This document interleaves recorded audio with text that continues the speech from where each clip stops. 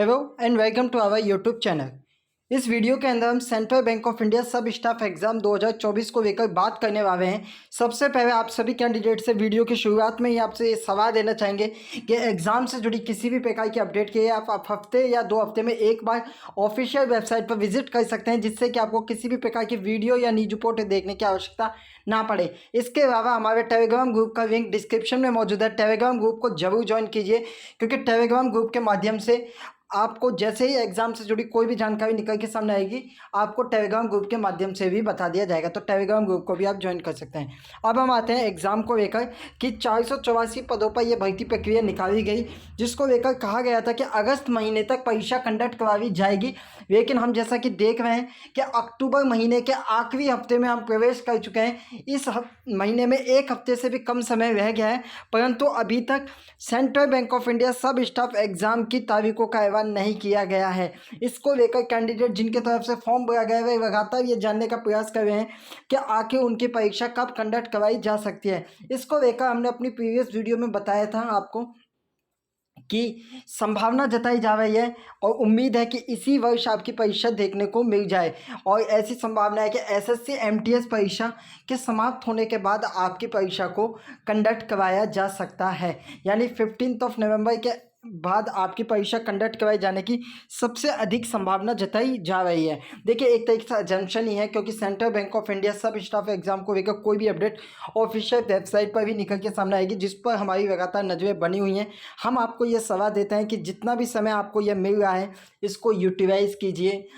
जानते हैं क्योंकि बहुत से कैंडिडेट अगस्त महीने के हिसाब से परीक्षा की तैयारी कर चुके हैं, लेकिन हमने देखा सितंबर मंथ पूरा बीत गया और यहाँ पूरा अक्टूबर मंथ भी बीतने वाला है, परंतु एग्ज़ाम को लेकर कोई अपडेट निकल के सामने नहीं आई है। लेकिन हमारा आपसे रिक्वेस्ट यही है कि जितना समय आप अपनी पढ़ाई पर लगाएंगे, अगर आपने जरूरी नहीं central Bank of India sub staff का फॉर्म भराए, आप इस एग्ज़ाम की तैयारी करिए। लेकिन मैथमेटिक्स, रीजनिंग, इंग्लिश, जीएस ये लगभग हाई कम्पिटिटिव एग्जाम में पूछा जाता है। और अगर आपने इस परीक्षा का फॉर्म भरा है तो आप इस बखूबी वाकिफ होंगे कि आपको जॉब की सख्त ज़रूरत है, तभी आपने ये फॉर्म भरा है। इसका साफ तौर पे मतलब है कि हाल ही में परीक्षा भी कई परीक्षा कंडक्ट कराई गई हैं और आने वाले समय में कई परीक्षा कंडक्ट होने वाली भी हैं।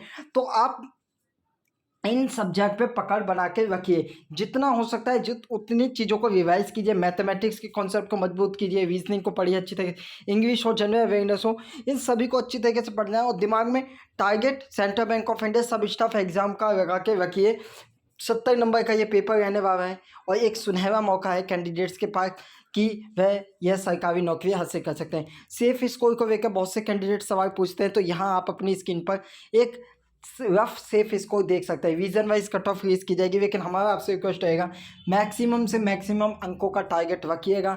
अधिक से अधिक ये जो समय मिल रहा है, देखिए जब आपका एग्ज़ाम होगा तो आपसे यह नहीं पूछा जाएगा कि अगस्त में परीक्षा हुई को कहा गया था नवंबर में परीक्षा हुई है तो आपकी तैयारी में आपने रोक दी थी। नहीं, आपको कंटिन्यूटी बना के रखनी होगी और अपने आप पर भरोसा रखना होगा। अधिक से अधिक प्रश्नों को सॉल्व कीजिए, अपने कॉन्सेप्ट को इतना बेहतरीन बना लीजिए कि रीजनिंग हो, मैथमेटिक्स हो, यहाँ आप 24 में से 40 मार्क्स लेके आइए। और अगर इधर उधर भी होता है तो लगभग 37 या 38 मार्क्स तो जरूर लेके आना है आपको। इसके अलावा जनरल अवेयरनेस में कम से कम नहीं तो 15 क्वेश्चन आपको सही करना है। इसके बाद आती है बात इंग्लिश को लेकर। इंग्लिश में भी आप अच्छे कॉन्सेप्ट की रिवाइज कीजिए, 7 से 8 नंबर वहाँ पे भी सही करिए।